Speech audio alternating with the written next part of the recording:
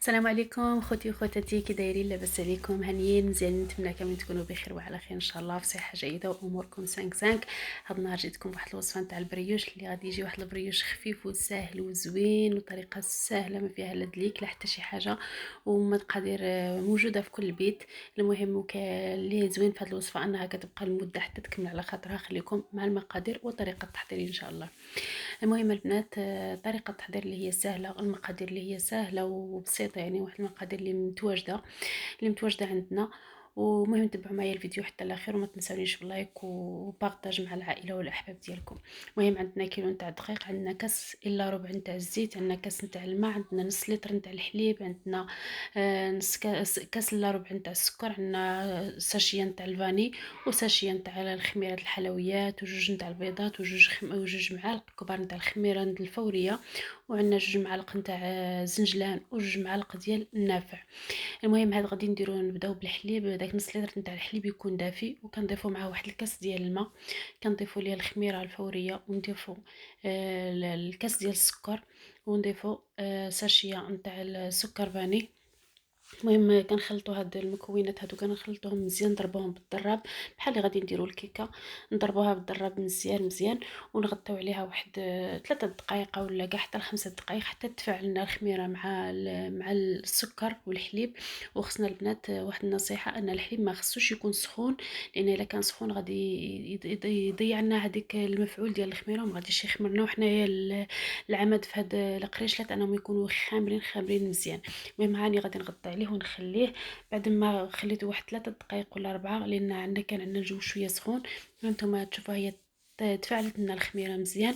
غادي نضيفوا عليها جوج نتاع البيضات، حبات نتاع البيض، ونضربوهم مزيان. غادي نضيفوا كاملين المكونات شويه بشويه، وكنضربوا نضيفوا داك كاس الا ربع ديال الزيت، ونضربوا مزيان حتى تندمج لنا المكونات. يندمج لنا المكونات مزيان. انايا البنات المكون الخطير اللي هو اللي غادي ينجح لكم هاد القريشلات الا كيهبطوا لكم بعد ما يطيبوا في الفران ويخرجوا ويقساحوا، هو جوج معالق ديال الخل الابيض، يعني الخل اللي كان نديروه في السلطه، وهذا جوج معالق كبار كيجي هائل هائل. ندير واحد المعلقه نتاع القهوه، معلقه صغيره نتاع القهوه في نتاع الملحه باش يجي فيهم البنه. كنديفوا دوك جوج معالق نتاع الزنجلان، ونضيفوا هذوك جوج معالق ديال النافع، نحكوه ما بين يدينا باش يطلق شويه ديك الريحه ديالو. المهم هاد الوصفه تبعوها البنات، راه كتجي وصفه هائله. غادي نخلي لكم المقادير في صندوق الوصف ان شاء الله. وصفه ما فيها لا دليك لا والو. اللي بغات ديرها البنات في العجانه ديرها في العجانه، واللي بغات تعجن بيدها تعجن بيدها. انا كنفضل نعجن بيدي باش نعرف شحال دخلت نتاع الدقيق وشحال، باش نعطيكم المقادير بالضبط بالضبط.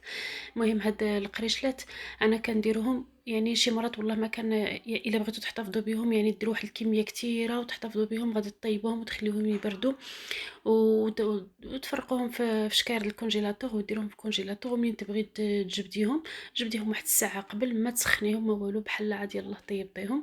انايا البنات ما بقيتش كاع كنديرهم في الكونجيلاتور، كندير كيلو بحال هاد القدر هذا اللي درت، وكنديرو في واحد البواطه، وندير معاهم البابي سويتو، يعني المشوار اليدين هذاك اللي كنمسحو به اليدين. كندير معاهم واحد باش يمص هذيك الميديتي، وكان كل نهار نجبد منهم واحد 3 ايام ولا 4 ايام كيكملوا، ونضيف ونزيد عاود وحدين اخرين لانهم زوينين صحيين كيعجبوا الدراري. كيديروا فيهم نيتيلا او يديروا فيهم كونفيتيره، ولا ياكلوهم غير هكا كيجيو هائلين. المهم كنتمشى هاد الطريقه هذه اللي كنت تشوفوا فيها هذه، كنضيف ونضرب بالضراب. ضروري خص يكون الدقيق مغربل باش يساعدكم باش في السايد حل. هاد الطريقه هذه اللي راني ندير هذه باش ما تدلكوش البنات. غادي تشوفوا معايا. غادي نواصل بهذه الطريقه هكا حتى يتقال عليا في الضراب، حتى تولي عجينه شويه ثقيله في الضراب. دابا غادي نستعمل يديا. هانتوما تشوفوا غادي نستعمل يديا. انا سمحوا لي راني درت انايا داك الاناء اللي عجنت فيه درتو صغير. نتوما ديروا واحد الاناء يكون شويه متسع باش تلقاو الحريه ديالكم في الدليك. هانتوما تشوفوا انا كاع عمرت البلون طرافاي بالدقيق، فتمني حتى درت هذاك صغير. المهم هانتوما تشوفوا كنضيف هذيك الكميه نتاع الدقيق. عرفتوا البنات انا شحال؟ هذاك نص لتر نتاع الحليب زائد كاس نتاع الماء، وهذوك جوج بيضات، وكاس الا ربع ديال الزيت. يعني هاد المكونات كاملين هزوا لي كيلو و100 غرام نتاع الدقيق، يعني كيلو وكاس نتاع العنبه فوق. هانتوما تشوفوا غادي تعجنوها، يعني ما غادي لا تدلكوها لا والو. اني كنت نسيت هنا ما ضفتش الخميره، راني ضفتها قدامكم، الخميره الكيماويه يعني 7 غرام. 7 غرام، يعني هي ماشي ضرورية، يعني إلا كان شوية عندكم البرد تعاونوا بها في الآخر كاع، تعاونوا بها الخميرة الفورية. هانتوما تشوفوا كتبقى هكا تلصق في اليدين، ما تخافوش منها تقولوا لا راه تلصق خصنا نزيدوا لها الدقيق، لا. يعني غير هكاك هانتوما غتمشي تغسلي يديك من هذاك العجينه باش يبان لك واش خصها تزيدي لها ولا لا. انايا مشيت غسلت يديا ورجعت، يعني ما كان نزيد لهاش، يعني واخا كتبقى هكاك تلصق، ولكن ما كتسيحش. العجينه باش تعرفوها راها زينه واخا تلصق، كي كتحطيها في ديك فوق البلون طراباي اولا تخليها في هذاك الاخر ما كتسيحش، كتبقى شاده في راسها واخا تلصق في اليدين. المهم كان نغطيو عليها وكنخليوها تخمر على خاطرها. المهم داكشي على حساب الجو. انايا واحد الساعه خمرت ليها. نتوما تشوفوا يعني الخموريه خصها ضروري، يعني خصها تخمر مزيان مزيان مزيان باش تجينا مفشفشه وتجينا رطبه. ثقوا بيا البنات، هاد الوصفه راها غزاله، راه كيقعدوا 3 ايام 4 ايام على برا، يعني ديريهم في واحد البواطه ما كيقساحوا ما كيتفتوا ما والو. المهم هانتوما تشوفوا هنايا هاني بديت كنقرصهم. الا بغيتو ديروا عينكم ميزانكم ديروا عينكم ميزانكم. الا بغيتو تعبروا توزنوا يعني الكل باش يجيوكم متقادين، ديروا 47 غرام. 47 غرام في الخبيث في القريصه. هانتوما تشوفوا بعد ما قرصتهم خصني ضروري نقرصهم شويه باش ما يجيونيش غلاضين طالعين بزاف، يجيو منفوخين. الا طلعوا بزاف كيتفلقوا في الوسط، كيجيو مفقسين بحال الفقاس. هي خصك توطي عليهم شويه، تقرصيهم شويه باش من يطلعوا يجي النفخ ديالهم هو هذاك.